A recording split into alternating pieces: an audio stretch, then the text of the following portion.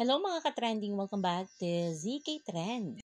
Kaagad pinag-uusapan ang larawan na ipinost nga ni Belle sa kanyang Instagram account na kung saan makikita nga dito ang batang Belle. Makikita rin dito na kasama ni Belle ang kanyang mommy cat sa Holy Communion ng St. Paul College noong elementary days nga ni Belle. Ang mga larawan na ito ay talaga namang pinag-uusapan na at inugnay sa naging posting ni Donnie noong Father's Day na kung saan nga ang batang Donato kasama rin ang kanyang dad Anthony. Marami kasing nakapansin na maging sa post ay matchy talaga itong ating Don Bell. Ayon nga dito sa komento ng ilang bula sa X, cutie little Donato and little Belinda sharing this to us with the role model. Tapos, ang Donnie calling himself dad. Okay, hindi ko kayo kinakaya, matchy couple. Ayon pa dito sa isang bula, cute new baby photos that we got to see from them this week.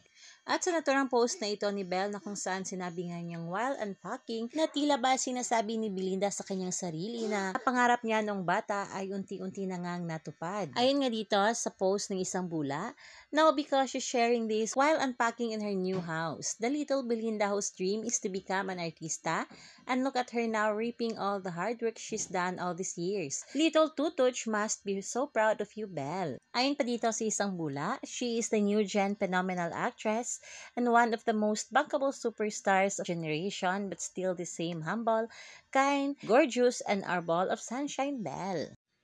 Woke up to this cuteness. Belle and her fam moving into their new home brings so much joy.